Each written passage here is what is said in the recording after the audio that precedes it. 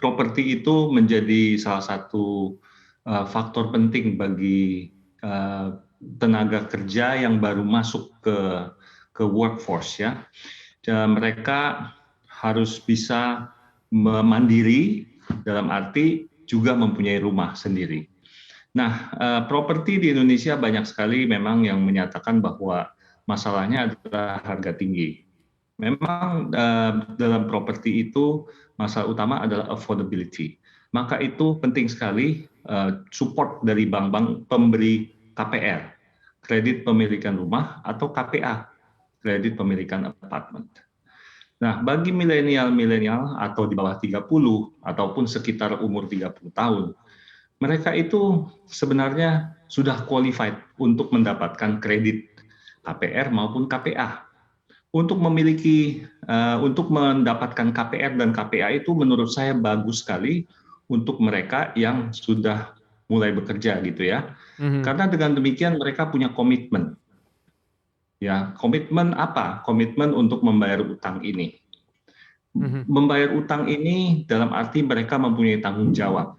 Sehingga mereka lebih disiplin dalam mempergunakan atau dalam mengelola keuangan mereka masing-masing. Daripada tidak mempunyai kredit sama sekali. Apalagi mereka baru mulai bekerja. Ya, untuk menabung itu kadang-kadang sulit. Karena baru mendapatkan income sendiri, bisa mandiri. Nah, banyak kebutuhan-kebutuhan yang mereka impikan untuk bisa didapat di awal, kebanyakan mungkin konsumtif, itu bisa kita bisa juga dikelola bahwa, hey, saya mempunyai KPR, saya mempunyai tanggung jawab. Tanggung jawab ini adalah membangun equity saya. Dengan KPR nanti sudah lunas ataupun mempunyai rumah, itu berarti saya mempunyai equity.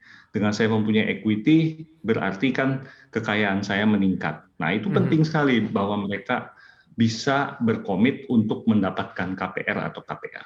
Iya, Pak Harun, kalau kita melihat dengan generasi milenial saat ini, 65% itu berada di rentang usia 22 sampai dengan 39 tahun, dan generasi milenial 30% dari total populasi Indonesia itu berada di angka 84 juta penduduk begitu. Dengan melihat besarnya peluang pasar di generasi milenial, walaupun ada beberapa kendala, termasuk misalnya generasi milenial beralasan belum memiliki uang untuk down payment, terus juga masih ribet mengurus KPR dan segala macamnya. Gimana nih upaya CTRA untuk mengakomodir kebutuhan rumah bagi generasi milenial saat ini yang ya jumlahnya sangat besar tentunya? Seperti saya sampaikan tadi, kita bekerja sama dengan bank-bank pemberi KPR atau KPA, sangat erat sekali kita kerjasamanya. Nah, kita bekerja sama bagaimana mempackage sehingga mereka yang berusia begitu dengan income yang masih baru itu bisa afford to own a house. Ya, jadi kita mempunyai promosi-promosi, paket-paket yang menarik, misalnya down payment yang lebih kecil ataupun apa. Bank ini sangat suka untuk memberikan KPR atau KPA kepada kelompok ini, karena kelompok ini belum pernah mempunyai rumah.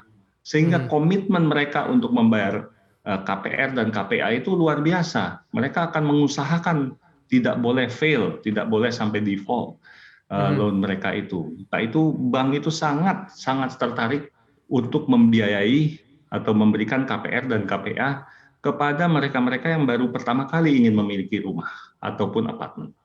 Kita lihat tentunya untuk jumlah milenial yang ada di Indonesia itu sangat besar. Pasarnya tentunya utamanya mungkin bagi milenial yang mau begitu memiliki hunian atau rumah sebelum usia 30 tahun. Pertanyaannya, mungkin nggak sih Mbak Prita, seorang milenial memiliki rumah sebelum usia 30 tahun?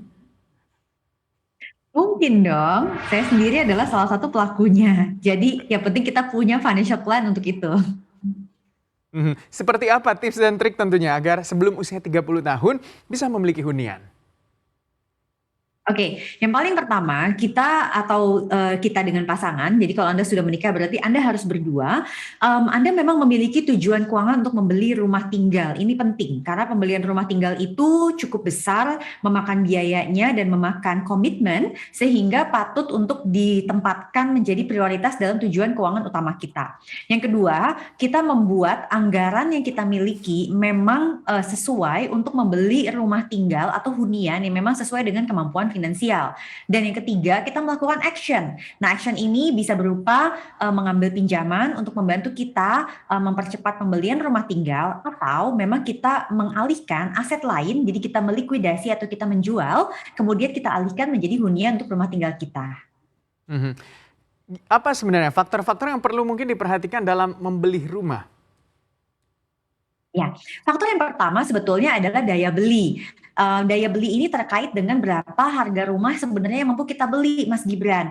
Biasanya milenial itu sering bermimpi tanpa memahami daya belinya seperti apa. Sebagai contoh, kita memiliki penghasilan setahun 100 juta rupiah, maka daya beli untuk rumah atau hunian pertamanya maksimal adalah 500 juta rupiah. Nah, kalau kita memiliki penghasilan di atas itu, maka silakan Anda juga bisa mencari hunian yang memang sesuai. Yang kedua adalah sustainability untuk membayar pinjaman. Nah, ini juga penting karena pada saat kita berani untuk membeli rumah tinggal, di situ terjadi komitmen jangka panjang. Yang namanya KPR atau KPA, biasanya dia durasinya itu minimal 5 tahun bisa sampai dengan 15 tahun. Otomatis kita perlu memiliki sumber pemasukan yang memang mampu untuk membayarkan cicilan komitmen tersebut hingga durasinya jatuh tempo. Dan yang terakhir, kita memang memiliki kemampuan untuk mengolah anggaran rumah tangga kita, karena setiap kita menambah hunian berarti akan ada tambahan untuk pembayaran biaya maintenance rumahnya, termasuk perawatan dan juga pembayaran pajak tahunan. Sih untuk bijak mengelola pendapatan yang mungkin tidak tetap ada atau income tetap begitu ada setiap bulannya untuk mewujudkan memiliki properti. Oke, biasanya kalau nanti arahnya adalah mau mencari pembiayaan, maka saya sangat sarankan untuk menggunakan satu rekening yang memang digunakan untuk menampung penghasilan. Jadi kadang yang tidak terjadi adalah kedisiplinan nih dari para freelancer. Jadi saya sangat sarankan untuk ada satu rekening yang memang menampung penghasilan tersebut, sehingga nanti akan bisa diukur setahun tuh sebenarnya kira-kira rata-rata penghasilannya berapa sih? Oke, nah berarti di situ ada kekuatan finansial. Nah nanti setelahnya dari situ baru disebar tuh ke dalam rekening yang berbeda, misalnya ini untuk kebutuhan harian, kemudian yang ini adalah untuk investasi dan sebagainya. Nah, yang jangan dilakukan adalah mencampur antara rekening yang untuk operasional dengan rekening yang memang dia menampung penghasilan tersebut. Jadi sebetulnya bisa-bisa saja, ini juga termasuk untuk wirausaha ya. Jadi untuk wira swasta silakan lakukan seperti itu. Mudah-mudahan ini akan memperkuat posisi finansial Anda di mata lembaga keuangan juga gitu. Itu sangat penting. Jadi hindarilah terima pembayaran cash, hindarilah terima pembayaran dari rekening yang terlalu banyak gitu. Jadi coba di-pool di satu tempat supaya ketahuan sebenarnya penghasilan Anda berapa. Iya, kalau misalnya sudah punya kemampuan membeli rumah tapi menunda-nunda dengan alasan ya nantilah beli rumah kalau sudah menikah begitu. Tapi sebenarnya sudah memiliki kemampuan. Seperti apa Mbak Prita melihatnya? Itu berarti prioritas hidupnya memang berbeda, Mas Gibran. Kita nggak bisa samakan karena memang faktanya milenial itu berbeda-beda gitu. Jadi kalau secara umum memang milenial semua ingin memiliki hunian sendiri, tetapi kita tidak bisa pungkiri dengan gaya hidup masa kini dan mungkin kebebasan yang dia inginkan, dia merasa bahwa dia tidak perlu memiliki rumah tinggal gitu untuk alasan yang berbeda-beda. Nah, yang saya sarankan biasanya adalah pada saat Anda masih masa produktif, Anda akan bebas untuk mencari tempat tinggal. Anda bisa pindah, Anda adventurous dan lain-lain. Tetapi pikirkan Anda mau pensiun di mana. Jadi terserah selama masa produktif mau berpetualang di kota-kota manapun, tetapi pastikan Anda tahu Anda akan pensiun di kota mana. Disitulah mungkin hunian yang akan Anda beli atau Anda bangun. Karena di masa pensiun, pertama kita sudah tidak produktif lagi, kedua mungkin fisik kita juga tidak kuat untuk berpindah-pindah terus, dan kalau kita masih menggantungkan tempat misalnya untuk kontrakan dan lain-lain, apa jadinya kalau ternyata kontrakan kita akhirnya diambil balik oleh yang pemiliknya karena mungkin dia mau jual atau dia mau pakai sendiri dan sebagainya. Oleh sebab itu penting sekali di usia 55 tahun yaitu memasuki pensiun kita memiliki hunian sendiri.